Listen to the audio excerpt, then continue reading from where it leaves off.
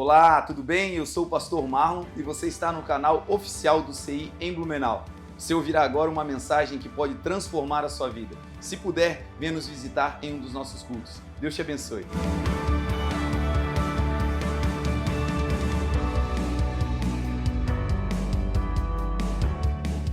Tito 2, a partir do verso 1, e vamos fazer uma leitura um pouco mais extensa nessa noite. Vamos até o verso 13, para ficar bem lindo, talvez o 14, para fechar com chave de ouro. Você, porém, fale o que está de acordo com a sã doutrina. Ensine os homens mais velhos a serem moderados, dignos de respeito, sensatos, sadios na fé, no amor e na perseverança. Semelhantemente, ensine as mulheres mais velhas a serem reverentes na sua maneira de viver, a não serem caluniadoras, nem escravizadas, dadas a muito vinho, mas a serem capazes de ensinar o que é bom. Assim poderão orientar as mulheres mais jovens a amarem seus maridos e seus filhos, a serem prudentes e puras, a estarem ocupadas em casa, a serem bondosas e sujeitas aos seus maridos, a fim de que a palavra de Deus não seja difamada. Da mesma maneira, encoraje os jovens a serem prudentes, em tudo seja você mesmo exemplo para eles, fazendo boas obras. Em seu ensino mostre integridade e seriedade. Use linguagem sadia, contra a qual nada se pode dizer, para que aqueles que se opõem a você fiquem envergonhados, por não poderem falar mal de nós. Ensine os escravos a se submeterem em tudo aos seus senhores, a procurarem agradá-los, a não serem respondões e a não roubá-los, mas a mostrarem que são inteiramente dignos de confiança, para que assim tornem atraente em tudo o ensino de Deus, nosso Salvador. Porque a graça de Deus se manifestou salvadora a todos os homens, e ela nos ensina a renunciar à impiedade e às paixões mundanas, e a viver de maneira sensata, justa e piedosa nesta era presente, enquanto aguardamos a bendita esperança, a gloriosa manifestação de nosso grande Deus e Salvador, Jesus Cristo. Ele se entregou por nós, a fim de nos remir de toda a maldade e purificar para si um povo particularmente seu, dedicado à prática de boas obras. Amém? Oremos, se você pode, me ajude em oração. Pai, em nome de Jesus, pedimos agora a Tua orientação, pedimos agora, Senhor, a Tua mão poderosa sobre nós, que não seja palavra de homem, mas que seja a palavra rema, a palavra de Deus, que não seja instrução, Senhor, humana, mas que seja agora espada afiada, penetrante, como a Tua palavra tem que ser, aquela, Senhor, que corta e corta reto, aquela, Senhor, que vai em lugares aonde os homens não conseguem atingir, a Tua palavra que é apta para discernir os pensamentos e as intenções dos corações humanos. É diante dessa palavra que estamos, e é diante de Ti, Senhor, que queremos ficar ouvindo, guardando e praticando a Tua palavra. Senhor Jesus, que eu seja um facilitador, um expositor simples e claro da Tua palavra. Usa-me agora, Senhor, como um canal, apenas um canal, Senhor, para transmitir a Tua mensagem. Todos nós nos colocamos diante de Ti, com o coração aberto, para recebermos a poderosa semente da palavra de Deus. A Ti, Jesus, nós damos honra, glória e louvor, em o nome de Jesus. Amém. Amém? Irmãos, quando nós olhamos para a vida cristã, para a vida em Deus, algumas pessoas têm uma dificuldade na sua entrega. Algumas pessoas têm uma certa resistência a se entregar a Jesus, a se entregar a Cristo. E essa resistência, ela pode ser compreendida, entendida, por conta de alguns ensinos que ao longo da vida às vezes recebemos de maneira equivocada. Algumas opiniões que às vezes não são a verdade de Deus para nós, mas que são opiniões de pessoas que são influenciadores na nossa vida. Pessoas que já têm mais tempo de caminhada, pessoas que são para nós uma referência em alguma área da vida, em alguma demanda da nossa vida secular, da nossa vida social, e por ser uma referência, aquilo que as pessoas falam pesa no nosso coração, e às vezes entra como uma verdade, e às vezes entra como uma realidade. E o que nós vamos abordar hoje é falar sobre alguns temas extremamente simples da palavra de Deus, mas que são bases fundamentais para todo aquele que deseja ter uma vida cristã saudável, para todo aquele que deseja ter uma vida em fé em Jesus equilibrada. A palavra que nós lemos, ela é uma carta de Paulo para um pastor que foi deixado em uma grande cidade para colocar em ordem aquilo que Paulo, pelo tempo, não conseguiu organizar. Tito foi deixado nessa cidade, na cidade de Creta, que é uma grande ilha ao sul da Grécia, e essa ilha, ela era uma grande cidade, uma grande região cosmopolita. Era uma região portuária, era uma cidade onde muitas culturas entravam naquele lugar. Era uma região de fácil acesso, as pessoas se dirigiam para aquela ilha, para aquele lugar, para se desenvolver. Era uma cidade com uma economia pujante, com uma capacidade de negociação muito alta. Então muitas pessoas trafegavam por aquele lugar, por essa cidade, na ilha de Creta. E nesse lugar, Paulo deixa então Tito. E ele vai deixar Tito nessa igreja, nessa cidade, nessa região, como uma espécie de bispo, que iria ali organizar as igrejas que estavam naquela região, naquela localidade. E o que estava acontecendo naquelas igrejas? Por ser uma cidade com uma abertura enorme, por ser uma cidade de fácil acesso, uma cidade portuária, a região de Creta, ela era multicultural.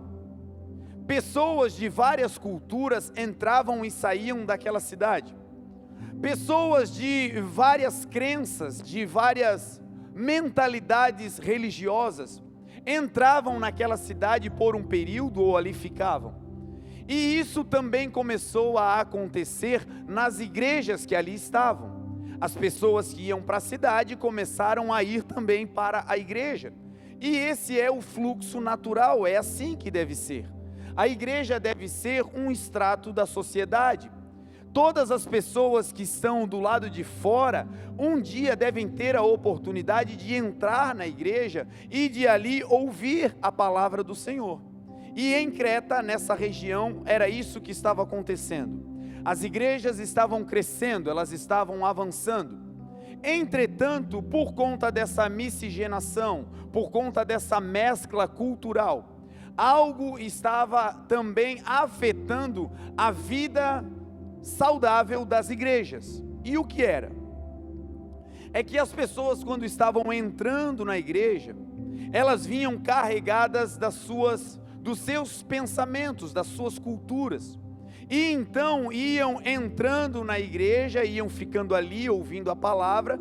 Entretanto, as culturas locais e as culturas exteriores estavam afetando a cultura da igreja. Então, Paulo vai dar uma ordem a Tito. Paulo vai dizer: Tito, eu te deixei nesse lugar para que você coloque em ordem aquilo que eu não consegui concluir, e que você estabeleça presbíteros, pastores, que fiquem na frente das igrejas.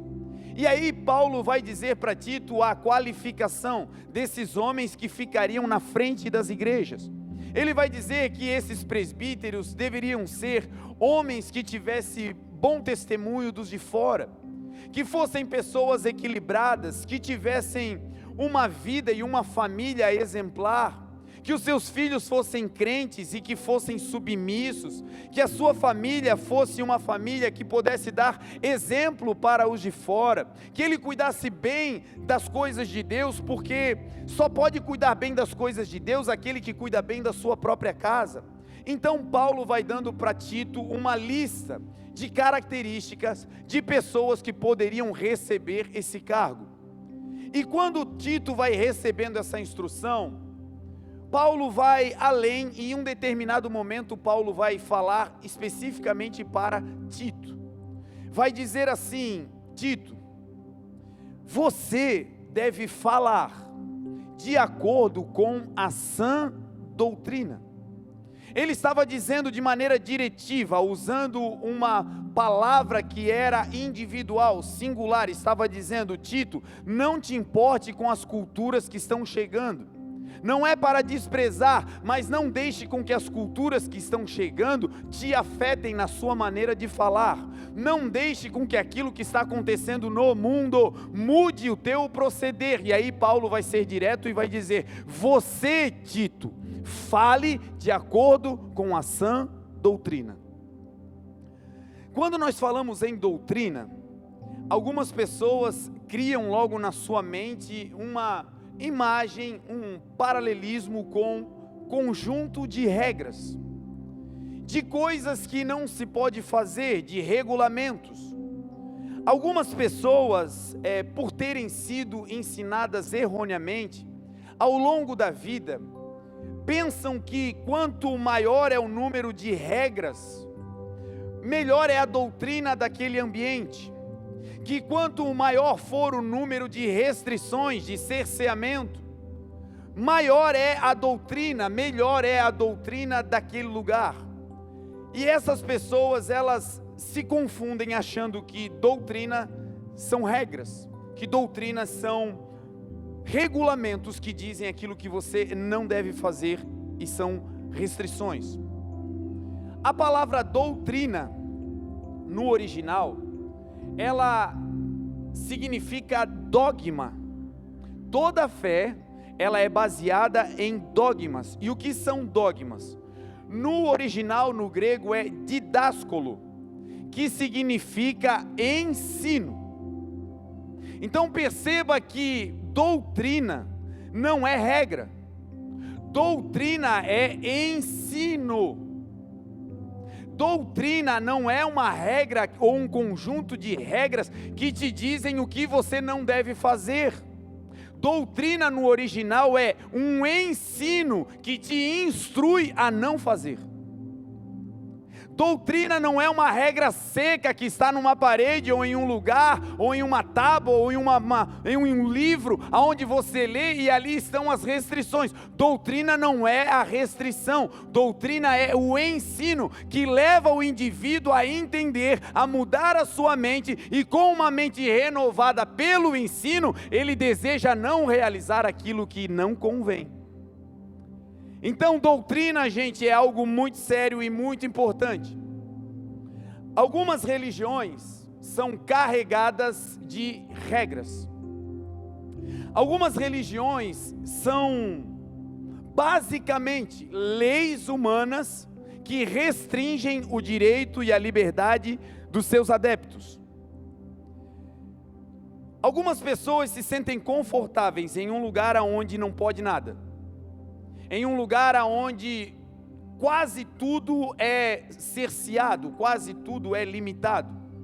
E isso para algumas pessoas dá uma segurança, porque ela não precisa pensar, ela não tem o direito de escolha, então para ela é mais fácil, porque se alguém está dizendo não faça, então ela não precisa questionar, ela não precisa elaborar um pensamento, ela simplesmente segue a regra. Só que isso, ao invés de promover crescimento intelectual, emocional e na fé, infantiliza os seus adeptos. A diferença entre escravidão e liberdade está justamente localizado no quê? Na capacidade de decidir o que você vai realizar ou não. A liberdade é uma consciência daquilo que eu posso fazer, mas daquilo que não me convém fazer. Não é alguém dizendo não prove, não toques, não manuseis, porque a própria palavra vai dizer que essas coisas perecem pelo uso. Elas têm até a aparência de piedade, mas no fundo elas não passam de quê? De um esforço, de uma atrocidade contra o corpo. Paulo vai dizer isso. Então, regras humanas, elas parecem que são piedosas, mas no fundo elas não passam de severidade com o corpo. É o termo que Paulo vai usar. Então, a doutrina, gente, ela é um ensino. A doutrina, ela é uma palavra que vem para o seu coração e vai te ensinar o caminho, que vai te dizer, tudo é permitido, mas nem tudo convém. Tudo é possível, mas tem coisas que pelo ensino você vai entendendo, isso não pode mais fazer parte da minha vida. E quando Paulo fala para Tito, ele diz, Tito, instrui o teu povo na sã doutrina, que significa dizer, na doutrina saudável, na doutrina santa. E se ele está falando que existe uma doutrina santa, também existe então uma doutrina que é doente, a doutrina que é regra de homens, a doutrina que é baseada em pensamentos humanos, e essa doutrina que não é sã, ela adoece todo o corpo. Essa doutrina que não vem de Deus, ela até aparenta uma certa piedade, mas no final não leva o indivíduo a uma aproximação a Deus, a um arrependimento profundo. É apenas uma capa superficial de cumprimento de regras. Pois bem, o que seria a nossa doutrina, a doutrina cristã?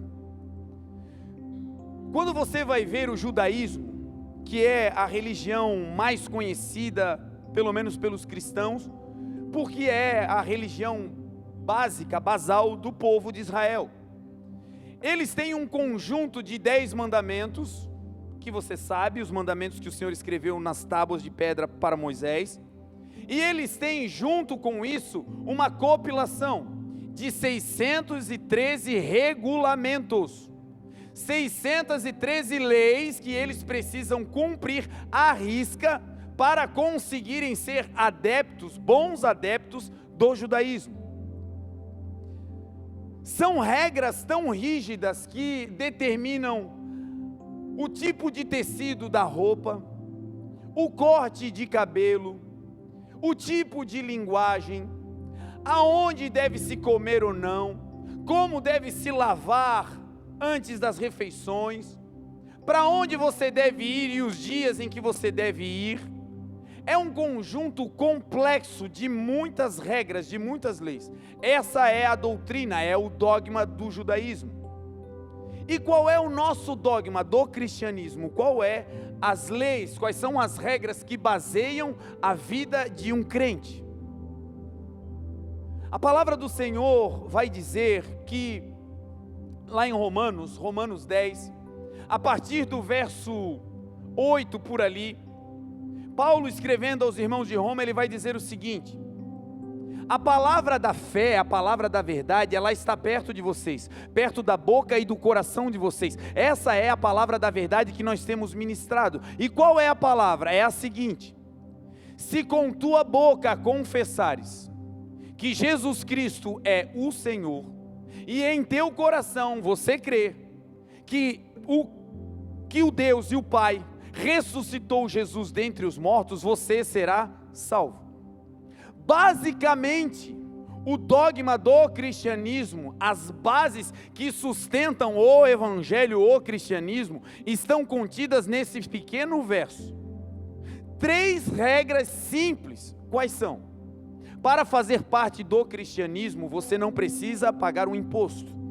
Para entrar no Evangelho, você não precisa de um sacrifício na carne, você não precisa de uma marca no teu corpo, você não precisa pagar um pedágio. Para entrar no Evangelho, para entrar no reino de Deus, ao contrário de muitas religiões que colocam impostos, que colocam indulgências, que fazem com que as pessoas tenham que se sacrificar para entrar, o Evangelho é extremamente simples. É como? Primeiro, crendo em Jesus.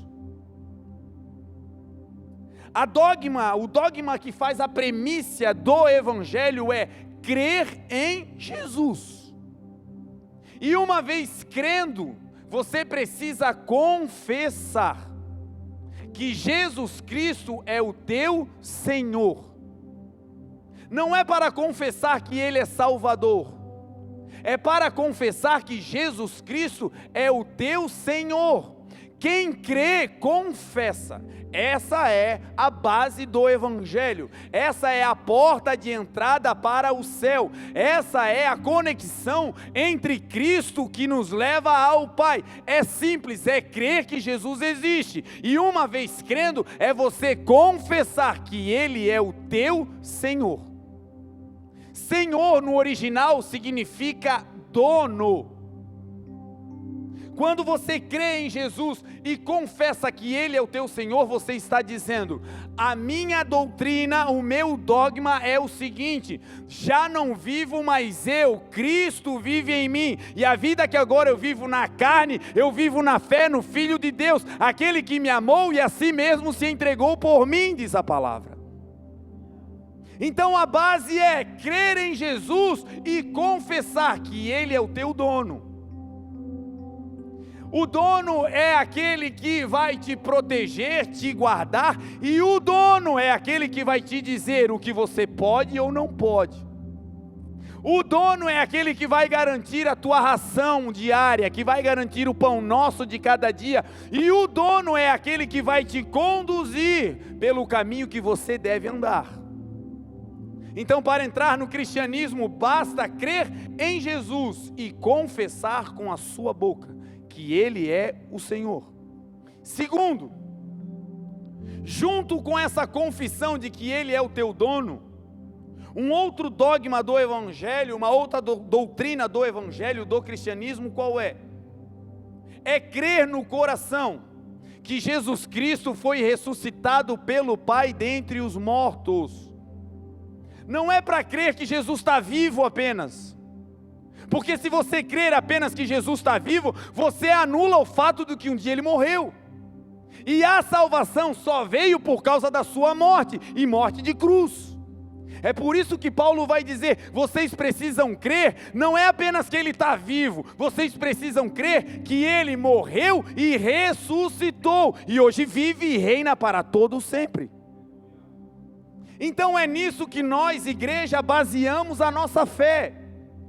É nesse dogma que nós nos enraizamos, é nisso que nós depositamos a nossa esperança. Nós não servimos a um Deus preso, a um Deus morto, a um Deus de uma imagem, não. Nós servimos a um Deus que Ele morreu na cruz do Calvário. Ele cravou a cédula da dívida que nos era contrária lá na cruz do Calvário. Ele pagou e derramou o seu sangue para que nós fôssemos limpos e regenerados pelo seu sangue. Ele morreu, mas Ele ressuscitou ao terceiro dia e nunca mais morrerá para a glória do Pai. Essa é a crença da igreja, essa é a base da fé cristã. E aqui, gente, nós entramos em um mistério da fé, porque algumas pessoas olham para a sua vida e dizem: não pode ser só isso. Algumas pessoas erraram tanto ao longo da caminhada. Algumas pessoas, quando chegaram de uma vida pregressa tão errônea, talvez cometendo até crimes, talvez em situações de uma vida pregressa completamente oposta ao Evangelho, alguém que perseguia, alguém que maltratava quem era cristão, quem professava sua fé. Talvez não era uma perseguição ferrenha, mas aquelas piadinhas, aquela coisa de leve, tipo, cara, tu tá indo na igreja, não acredito que tu vai virar de religião. Fizeram lavagem na tua cabeça, fizeram. Palavras simples, mas que se opunham à fé, que se colocavam contra a progressão da fé no coração de algumas pessoas. E para essas pessoas, quando a porta do evangelho se abre, e a porta se abre de maneira tão simples, e a palavra da salvação é ministrada e a palavra é essa: se você crê que Jesus Cristo é o Senhor, com a tua boca confessares e em teu coração você crê que Ele ressuscitou dentre os mortos pela glória do Pai, você será salvo. E olhando para a nossa história, olhando para todos os nossos males, olhando para todos os nossos erros, e olhando para a grandiosidade da salvação, da vida eterna, de um dia morar com Deus, essa porta, essa passagem parece fácil demais. E é aqui que algumas pessoas rejeitam entrar nesse lugar. É aqui que algumas pessoas rejeitam a cruz, rejeitam um sacrifício, porque dizem: não, eu preciso fazer algo a mais. Eu preciso agregar algum valor a isso, porque a minha vida pregressa é muito ruim. O meu testemunho de outrora é terrível. Então não pode ser possível apenas crer, confessar, não pode ser só isso. Eu fiz tanta coisa e para ganhar algo muito superior é apenas crer. E algumas pessoas vão colocando sobre si um estímulo de pagamento, de punições. Pessoas que já aceitaram ao Senhor, que já confessaram, mas não se sentem incluídas, não se sentem dignas do amor do Senhor e de viver a vida nova que Deus tem para elas, por conta de olhar para tudo que fizeram no passado e não se julgarem completamente dignas de fazer parte agora de um grupo tão excelente, que é o grupo dos santos, dos salvos, que um dia o Senhor virá buscar. Eu quero te dizer, meu irmão, que quem salva é Jesus, e Ele salva por meio da tua fé. Efésios 2:8 vai contar o mistério da fé. Qual é? A graça. Pela graça sois salvos, diz a palavra, e isso não vem de vós, é dom de Deus, não vem pelas obras, para que ninguém se glorie. Olha o que a Bíblia está dizendo: é só crer em Jesus e acabou. É só você aceitar como teu Salvador e Senhor e acabou. E não é pelas tuas obras, nem boas, nem más. Não existe nada que nós possamos fazer para agregar valor na salvação. Só existe um nome dado entre os homens pelo qual importa que a igreja será salva, e esse é o nome de Jesus. Jesus disse: ninguém vem ao Pai a não ser por mim, não tem outro caminho. Pedro não salva, Paulo não salva, Marlon não salva, a igreja aqui, placa denominacional, não salva. Quem salva é Jesus de Nazaré, o Filho de Deus, Jesus o Cristo. E acabou. Só que olhando para isso e olhando para nós, a gente diz: não, eu tenho que dar um jeitinho. Pastor, o senhor não sabe de onde eu vim. Não importa. Deixa eu te dizer, todos os teus pecados e os meus pecados já foram pagos na cruz do Calvário. A Bíblia diz que a cédula da dívida que nos era contrária, Jesus cravou na cruz do Calvário e colocou publicamente em vergonha principados e potestades. Os nossos acusadores que queriam a nossa vida, a nossa condenação, foram publicamente expostos, envergonhados, quando Jesus na cruz do Calvário declamou: está consumado, acabou, o preço está pago e vocês estão livres. Então a obra que Jesus fez é grandiosa, é poderosa e é profunda. E não precisa de acréscimo, não precisa de adendo, não precisa de nada a mais feito pelos homens. Efésios 2:8 vai dizer que a nossa salvação foi feita pela graça Pela graça sois salvos por meio da fé. Isso não vem de vocês, é dom de Deus. Não vem pelas obras para que ninguém se glorie, porque nós somos feituras suas, criados em Cristo Jesus, para as boas obras, as quais Deus preparou de antemão para que nós andássemos nela. Então Deus tinha um destino para mim e para você, Deus tinha um propósito. Nós andávamos como ovelhas desgarradas, disse Isaías em Isaías 53. Cada um de nós se desviava pelo seu caminho, mas o Senhor fez cair sobre nós, sobre ele a iniquidade de todos nós, e pelas suas pisaduras nós somos sarados. Já era, o sacrifício dele nos sarou. Uma vez sarado, uma vez salvo, uma vez limpo pelo sangue do Cordeiro. Salvos por essa graça que é um favor. Graça no original, no grego é charis, é carisma, que significa favor imerecido. Não existe ninguém que possa dizer: pastor, eu fui salvo porque eu fiz a minha parte, eu fui salvo porque eu fui na igreja aquele dia, e aí eu aceitei ao Senhor, fui eu que fiz, Senhor. Não. A Bíblia diz que o Senhor já tinha escrito no seu livro todos os nossos dias, enquanto nós ainda estávamos no ventre como uma massa informe, e lá nesse livro Ele escreveu todos os nossos dias, antes que o primeiro desses dias viesse a existir. O Deus que te salvou era um Deus que quando você nasceu já tinha um plano de redenção para a tua vida. Então tudo que nós podemos fazer é aceitar essa salvação, é aceitar essa graça, é aceitar essa dádiva de Deus sobre a nossa vida. E graça, gente, é favor. Favor às vezes é feito a alguém em retribuição de uma atitude que tivemos. É aquele irmão que no dia que ele estava quebrado você ajudou, e agora você está na parte de baixo do ciclo da vida, precisando de uma mão estendida, precisando de uma ajuda, e aí esse irmão que um dia foi ajudado por você, retribui, devolve aquele favor te ajudando. Isso tudo é normal, é natural, mas em Deus não é assim. O favor que nós recebemos de Deus, que é chamado de graça, que nos salvou, é um favor imerecido, ou seja, não tem mérito humano, é amor puro de Deus.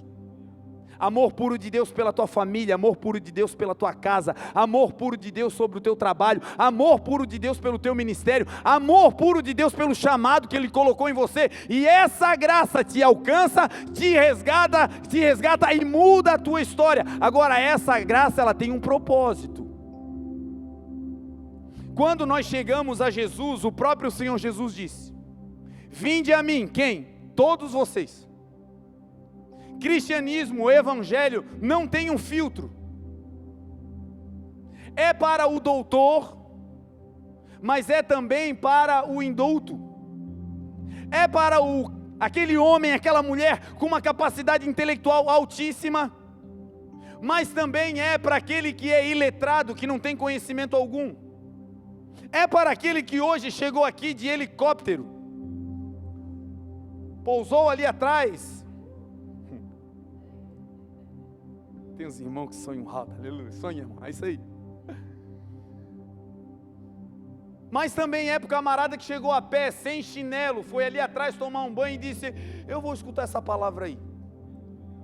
O amor sobre o cara do helicóptero e o amor para o camarada que estava ali atrás comendo a marmita é o mesmo, é graça.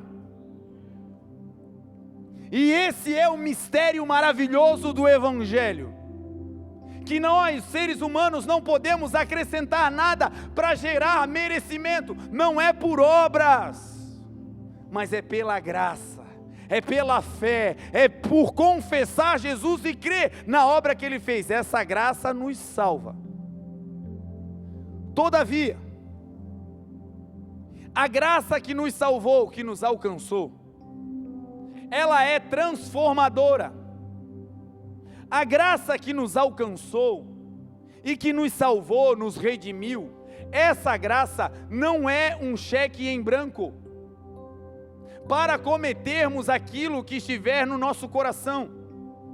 Evangelho é assim, Jesus passando e dizendo: venham após mim, quem? Qualquer um. Mas ele segue dizendo: e eu farei de vocês. A porta de entrada é para qualquer um. Quem crer, for batizado, será salvo. Quem crer, qualquer um.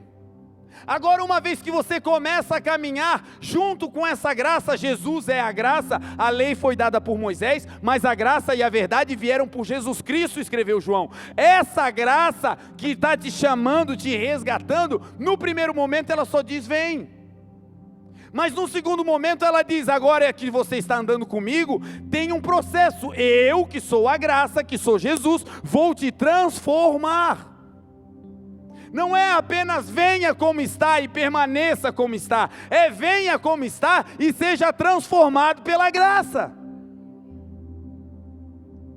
O texto que nós lemos, Paulo vai dizer para Tito o seguinte: Tito, pregue a sã doutrina. Ensine, Tito, os homens mais velhos a serem pessoas do bem, gente sensata, que possa educar os demais. Ensine as mulheres, Tito, que elas precisam ser moderadas, que elas precisam se controlar no falar, para que elas possam ensinar o bem a outras mulheres. Parte do texto vai dizer para que elas ensinem outras a serem submissas aos seus maridos, para que não ocorra divisões, separações. Vai dizer: ensine os jovens para que eles tenham uma vida sensata, produtiva, para que eles não sejam malandros. Olha as verdades que Paulo manda Tito declarar quando ele vai pregar para a igreja. Mas tudo isso baseado no quê? Baseado na sã doutrina.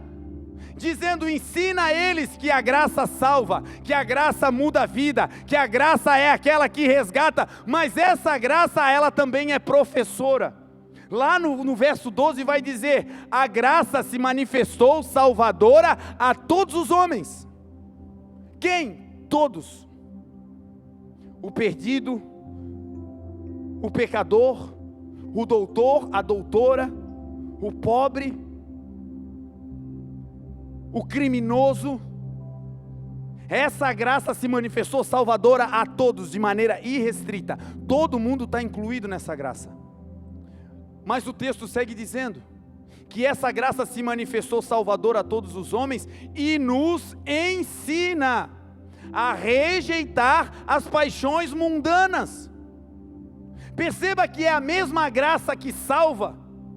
Não é outra graça, a mesma graça que salva, que nos inclui, que nos leva para o céu, é a mesma graça que nos ensina a rejeitar as paixões carnais, a rejeitar o comportamento terreno, a rejeitar aquilo que é pecado. E é sobre isso que Tito está sendo instruído. Essa é a sã doutrina, a graça que salva, mas que ensina a ter uma vida de transformação. Põe a tua atenção no texto, verso 12.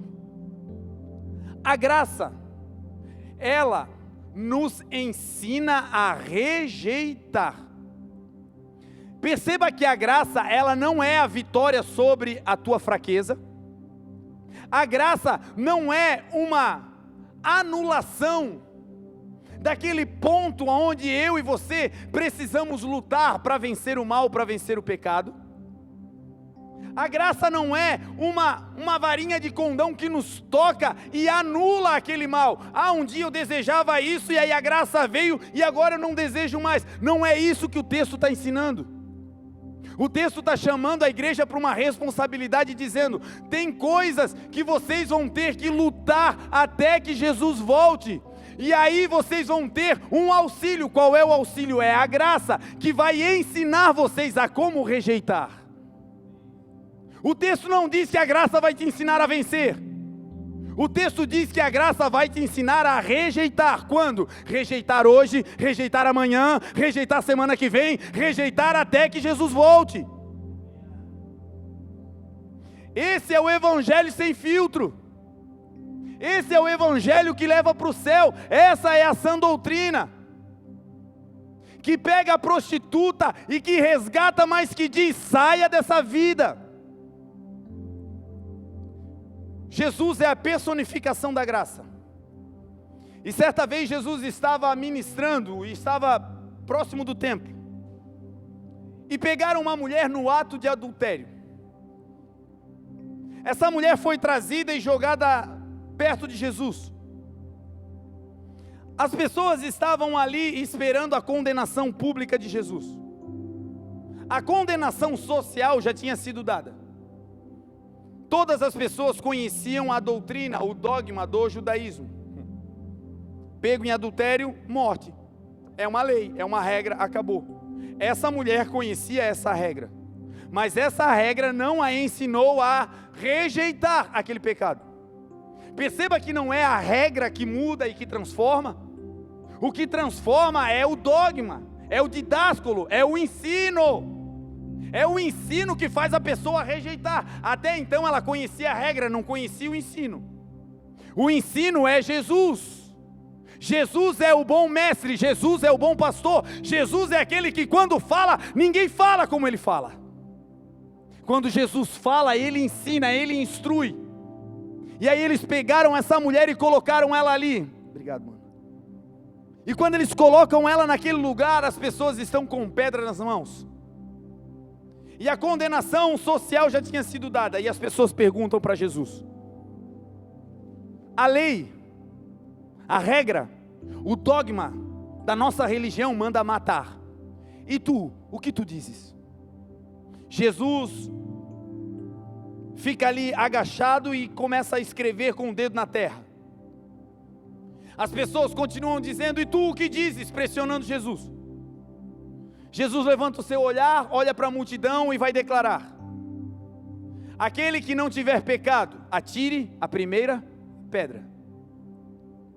Pedra na Bíblia é uma representação profética. A Bíblia, a palavra de Deus, ela é conhecida, Jesus é conhecido como a rocha. Jesus era a rocha que os edificadores rejeitaram, mas que foi colocada como pedra de esquina. Jesus, ele é aquele que Isaías declarou: confiai perpetuamente no Senhor, porque o Senhor, o nosso Deus, é uma rocha eterna. Jesus é a rocha, e a rocha é a palavra. Pedras são fragmentos de rocha, pedacinhos da palavra, que aquelas pessoas estavam usando para matar. Que é o que acontece hoje, fragmentos da palavra que são usados para matar a fé, desestimular as pessoas. Quando a palavra não veio para destruir, Jesus disse: eu não vim para destruir as almas, mas eu vim para salvar, para projetar, para colocar de pé e para levar para casa.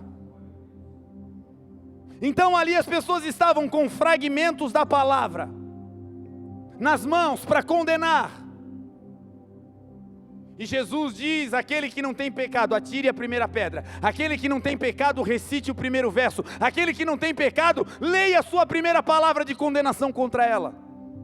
E o texto vai dizer que um após um começaram a largar as pedras, começaram a largar os fragmentos da palavra, começaram a deixar que aquelas pedras caíssem, e começou pelos mais velhos.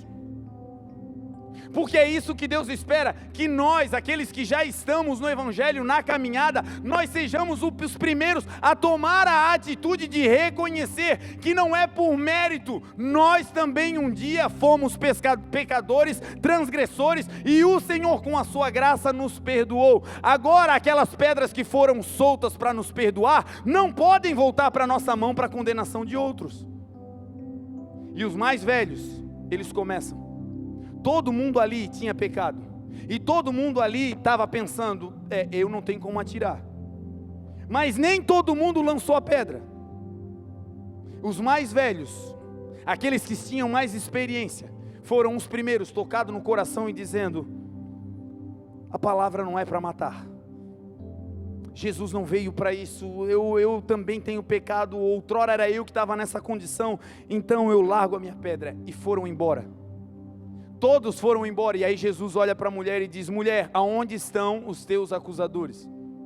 Ela está de frente com a graça, ela está de frente com Jesus, ela está de frente com a salvação, ela está de frente com o Rei da Glória, ela está de frente com a verdade, com o caminho e com a vida, ela está de frente com a luz do mundo, ela está de frente com o pão da vida, ela está de frente com o Salvador do universo, ela está ali de frente com a graça. E a graça vai dizer: cadê os teus acusadores? E ela olha em volta e diz: Senhor, ninguém me condenou. E Jesus vai dizer a ela: eu também não te condeno. Sabe o que é isso? Graça. Porque a lei mandava matar, porque ela estava condenada, porque não tinha o que fazer. Ela era alguém que merecia a condenação. Mas a graça o alcançou, o amor que cobre multidão de pecados alcançou aquela mulher. E aí Jesus diz: vai, eu também não te condeno. Essa é a palavra que Jesus está declarando para a igreja durante anos e anos. Eu não condeno vocês, eu não condeno vocês, eu vim para salvar vocês. Agora escuta o que a graça vai dizer para essa mulher: vá e não peques mais. Jesus estava dizendo: olha, tudo que te acusaram era verdade, mas a minha bondade entrou no caminho, a minha graça atravessou a tua história, e a minha graça te protegeu. Agora, mulher, agora tem o seguinte: essa graça que te salvou, ela vai te ensinar a rejeitar essas paixões. Essa graça que te alcançou agora vai te ensinar a não andar mais em adultério, a não se prostituir mais, a não andar mais em fornicação, a não andar mais no pecado, a não fazer mais isso. Graça poderosa para salvar, mas poderosa para ensinar a rejeitar. A Bíblia conta uma outra história onde a graça estava sentada em um poço. Jesus veio cansado do caminho, de uma rotina intensa. Ele se assenta à beira de um poço na entrada da cidade de Sicar, uma aldeia de samaritanos. E ali então sai uma mulher ao meio-dia e ela vai para pegar água. Ela vai no horário de maior calor para não encontrar ninguém no caminho. Ela vai naquele horário para não ter que conviver ou explicar ou se esconder das suas mazelas. E quando ela chega naquele poço, ela encontra Jesus. Jesus olha para ela, e Jesus é Deus, sabia absolutamente tudo sobre ela. E quando Jesus olha para ela, Jesus sabia que ela tinha tido 5 maridos, aquele que ela tinha agora não era dela. Ela vivia uma vida de um vazio emocional, buscando relacionamentos, também em prostituição, também em uma vida relapsa, em uma vida de transgressões. Jesus já sabia disso tudo, mas quando Jesus olha para ela, quando a graça olha para ela, Jesus vai dizer: mulher, dá-me de beber. Aquela mulher era toda errada, mas Jesus conseguiu olhar para ela com graça e achar nela algo que ela tinha para servir a Jesus. E o que ela tinha? No meio de todos os seus pecados, no meio de todos os seus erros, ela tinha um balde. Ela tinha um espaço para carregar água, e a água é a palavra. Jesus olhou para ela e disse: tu está toda errada, mas no teu coração tem um espaço para a minha palavra. E se tem espaço para a minha palavra, eu posso mudar a tua história pela graça. E aí Jesus me dá água, diz a ela, e ela diz: Senhor, como sendo eu samaritana? Ela vai falar agora da sua vida, ela vai falar do seu clã, ela vai falar: eu não sou digna. E a graça não vem pelas obras. A salvação não vem por mérito. Pode estar todo errado, encontrou Jesus e confessou, já era, vai ser salvo. Jesus olha para ela e ela vai dizer: como sendo eu mulher samaritana, e tu judeu, tu me pedes água.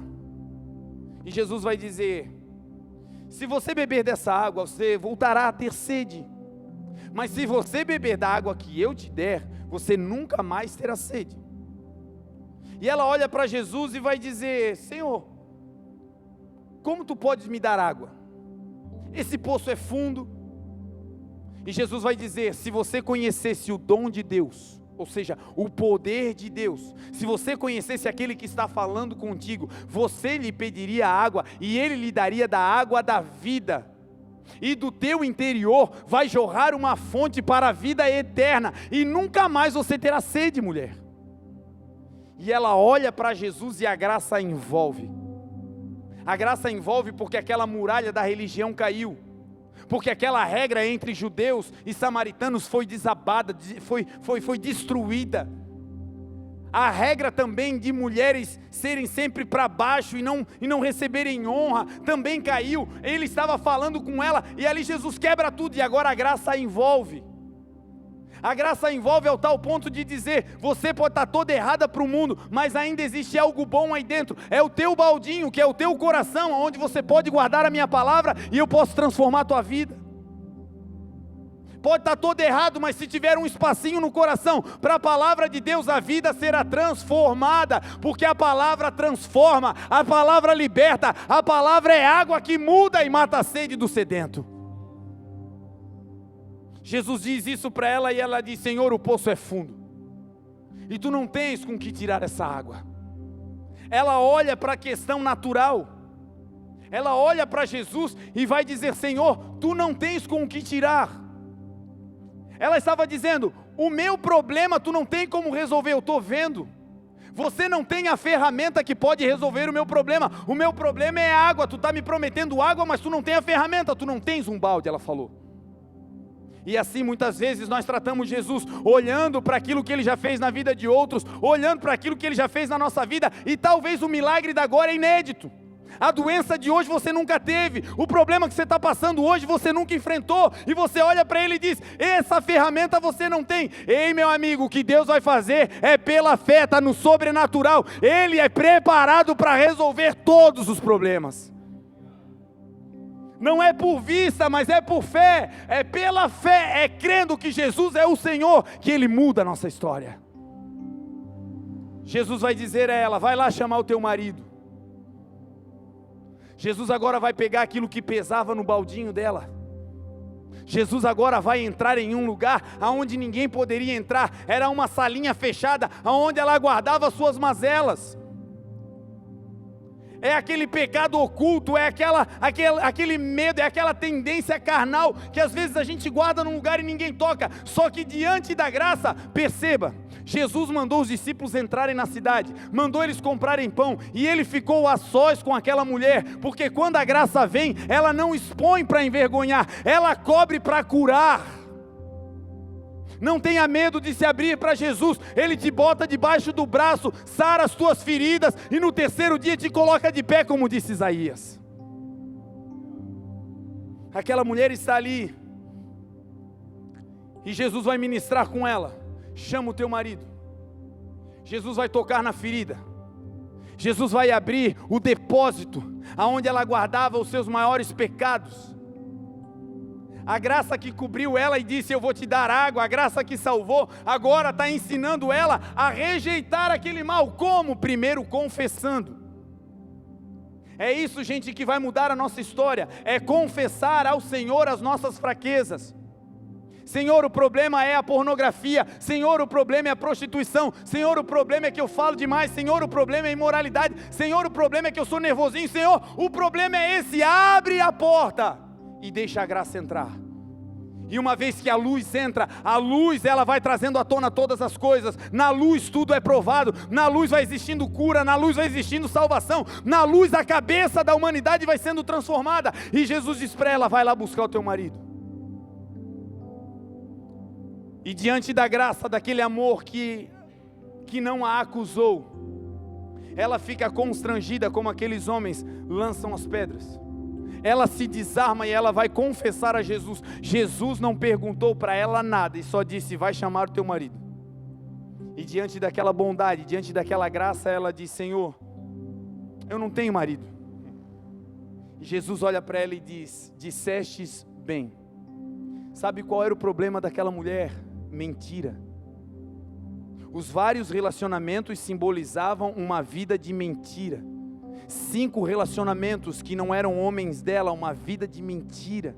Uma vida baseada em coisas que não são reais, uma expectativa que nunca se completa, algo que só causa dano, uma mentira, uma fantasia. Mas diante de Jesus, que é o caminho, mas é a verdade, ela não consegue mentir, ela diz, Senhor, eu não tenho. E Jesus diz a ela, você falou em verdade, porque 5 maridos você teve, e esse que você tem agora não é teu. Ela teve 5 homens, esse que agora ela está tendo, é o 6º.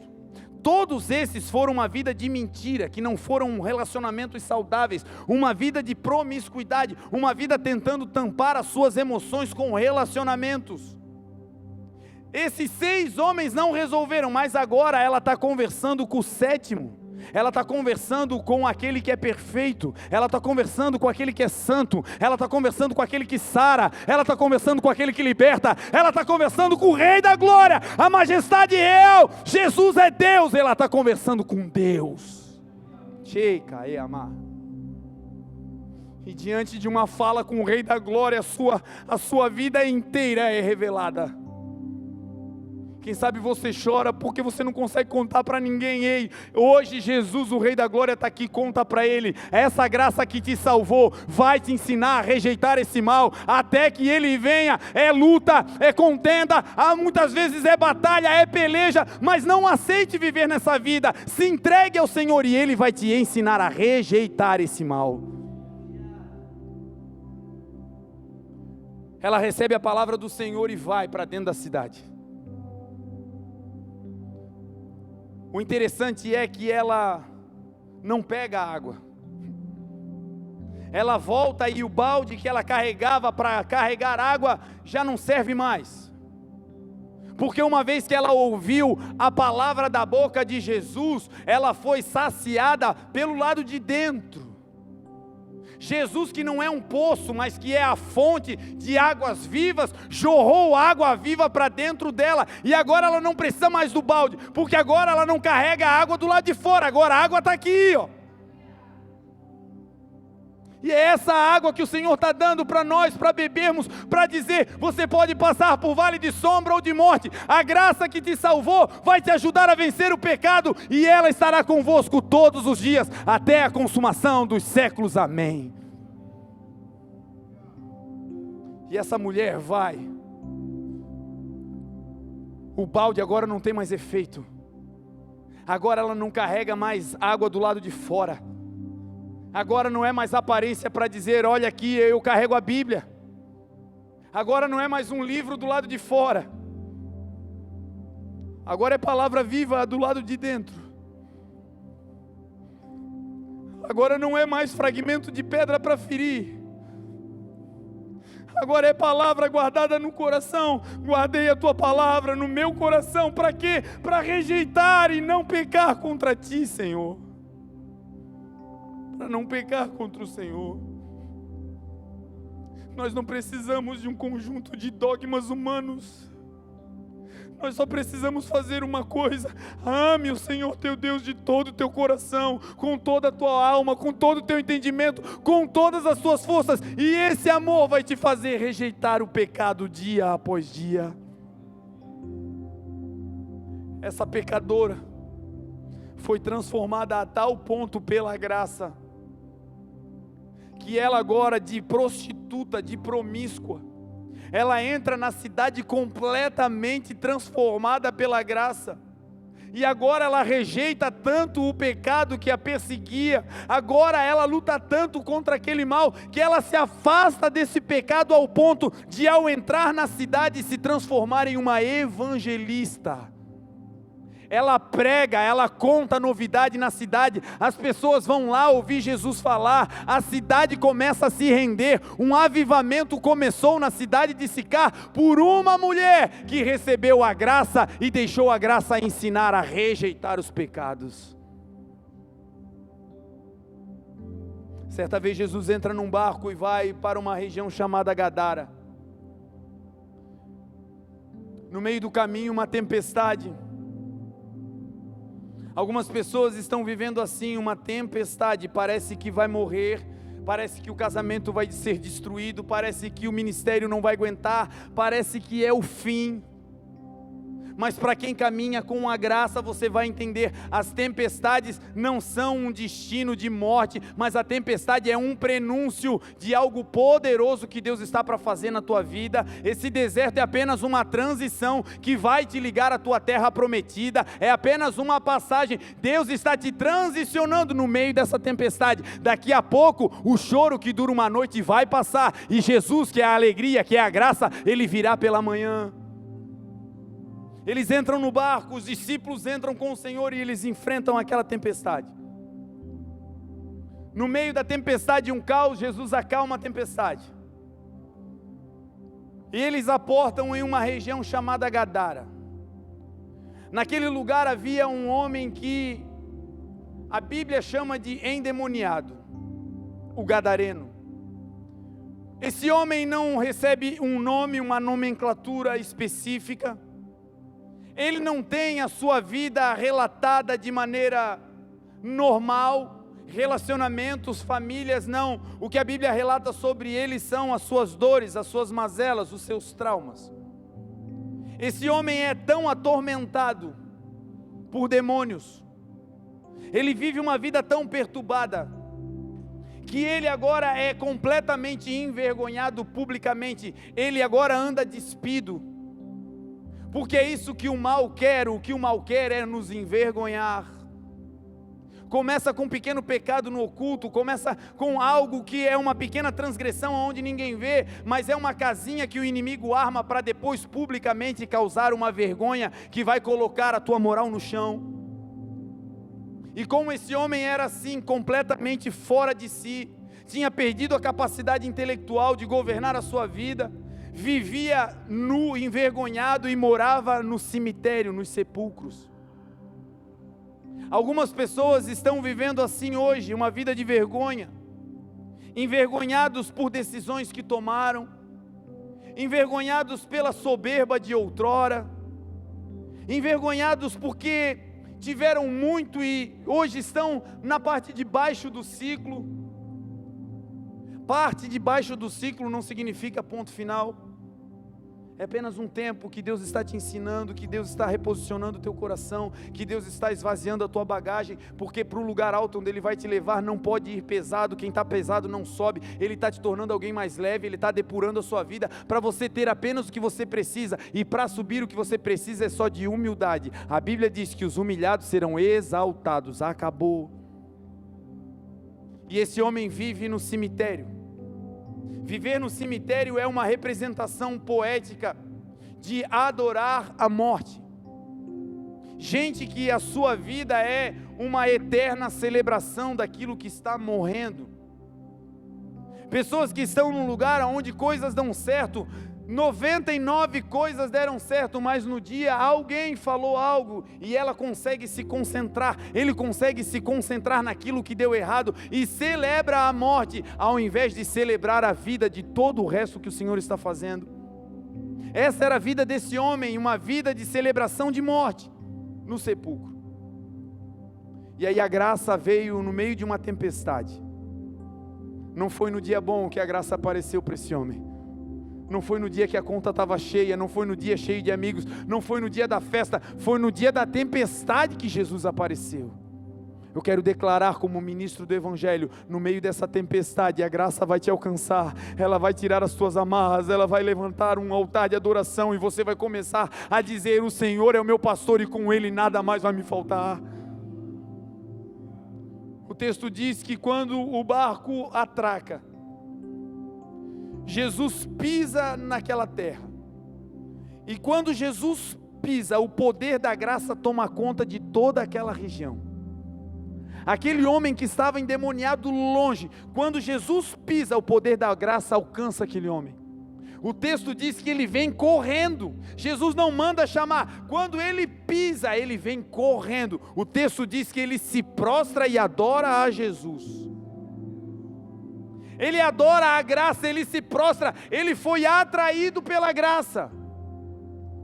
Não foram as regras que atraíram aquele homem, não foram dogmas humanos que atraíram aquele homem, não. O que atraiu aquele homem foi o poder irresistível da graça, a bondade. A Bíblia diz que é a bondade de Deus que conduz os homens ao arrependimento. Não é o chicote, não é a cara feia, é a bondade. É saber que nós não merecíamos, mas Ele fez. Era naquele dia que era para dar tudo errado, nós agimos errado, deveríamos ter perdido tudo, e lá naquele dia a mão poderosa do Senhor mudou a situação. Foi aquele acidente que a gente estava todo errado, mas o Senhor botou um anjo lá para nos guardar. Foi aquele dia que a bala do revólver mastigou e não saiu, e hoje você está vivo para contar essa história. Sempre foi a graça te protegendo e te protegendo para esse dia. O dia de dizer: Senhor, eu não quero apenas desfrutar dessa graça, eu agora quero usar essa graça como professora para rejeitar as paixões desse mundo e viver uma vida santa, justa e piedosa nessa era presente, diz a palavra. Aquele homem vem e se prostra. Ele não está liberto. Os demônios ainda estão todos ali. Só que quando o Rei da Glória chega, Filipenses 2,5 vai dizer: de sorte que haja entre vós o mesmo sentimento que houve em Cristo Jesus, o qual, sendo Deus, não teve por usurpação ser igual a Deus, pelo contrário, esvaziou-se a si mesmo, fazendo-se servo, tornando-se semelhante aos homens, e achado na forma de homem, humilhou-se a si mesmo, sendo obediente até a morte e morte de cruz. Pelo que Deus o exaltou soberanamente e lhe deu um nome que está acima de todo nome, para que ao nome de Jesus se dobre todo o joelho, nos céus, na terra e debaixo da terra, e toda língua confesse que Jesus é o Senhor. Quando o Senhor, o Rei da Glória, pisa em Gadara, aquele homem, ainda que atormentado, ele reconhece: o Rei da Glória está aqui, e ele se prostra.